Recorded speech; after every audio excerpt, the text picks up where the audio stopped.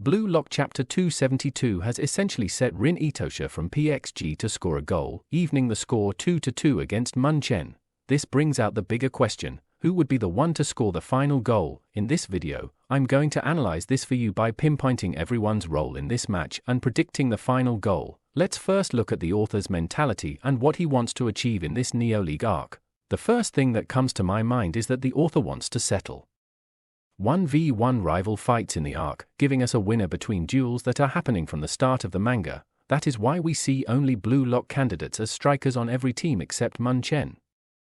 As it is where our main character of the manga, Yoichi Asagi, is having his duel for the throne against Michael Kaiser. Pitting strikers against each other in this arc is for setting up a new bar for all Blue Lock characters, changing their respective ranks, which were given at the Blue Lock vs Japan match. By this, we can understand that the author intends to divide them again into winners and losers. With this cleared, let's look at potential star strikers of the match. On the PXG side, we have Rin Itosha, Ryushi Shido, and coach Julian Loki. On Mun Chen's side, we have Asagi, Kaiser, Yukimiya, Kunigami, and Noel Noah. Now with our stars mentioned, let's start with who is not going to score the final goal. The first and most obvious on the list is Yukimiya. It seems like the author is done with his development in this arc, as he peaked against the Mun Chen vs Manshine City match, so he wouldn't be playing a big role in this current match. Next, the second main star everyone wanted to shine in this arc would be Kunigami against Shido. I think he wouldn't be scoring any goals in this match solely as he is completely engaged against Shido, as he has gotten permission from Noel Noah to mark him. We haven't gotten any of his internal monologues to know if he intends to score an A goal or not. When Kunigami was introduced back after his elimination by Shido, his character started as a copy of Noel Noah's body and mind. He was a project created by Ego Jinpachi to recreate the world's best striker. His cyborg attitude has only been slowly breaking over this arc, with each match producing lesser and lesser results. Now, in the current match, it seems he is slowly reverting to his hero personality, which we were introduced to at the start of the manga. This would be fine, as Ego Jinpachi said winning this match key would be focusing on originality. With Kunigami as an example, I think the author wants to show us that originality is an individual and is limited to a single person and it can't be replicated.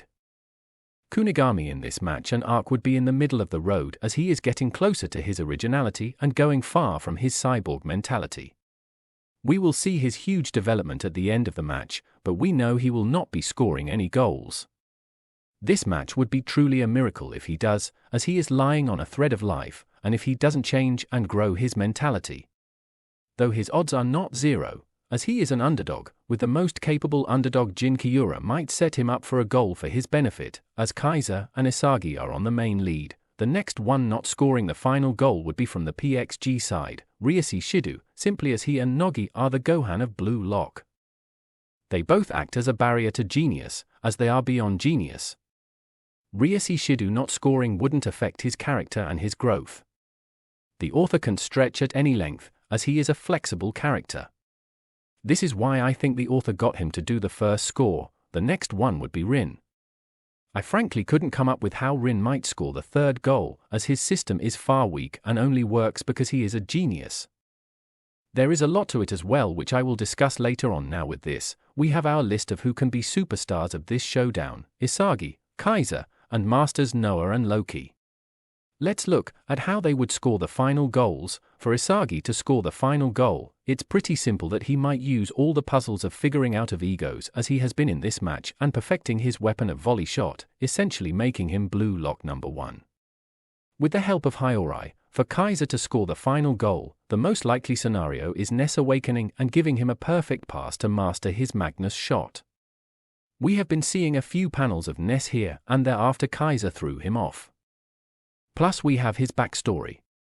If Kyuri could pass, then definitely Ness with more knowledge about the shot could. If he doesn't, then his value will essentially be erased, as a broken passer is worthless. Now the main part one wanted to get on from the past would be Loki versus Noah, and Loki scoring the final goal surpassing Noah. We already have hints of this with his comments on Charles. Rin in flow might trigger Charles to awaken and pass to Rin, abandoning Shido as he is contradictory. So him passing to Rin might throw everyone off, with Charles awakened, Loki joining the match scoring the goal, essentially becoming a new king and best striker. This also benefits the story as Isagi would have now not only caught up to Noah but also Loki at the World Cup. This is my prediction of this match, that PXG will be winning it with Loki as the king of the new age. Let me know your thoughts on this down below and be sure to like and subscribe for more Blue Lock theories and chapter reviews.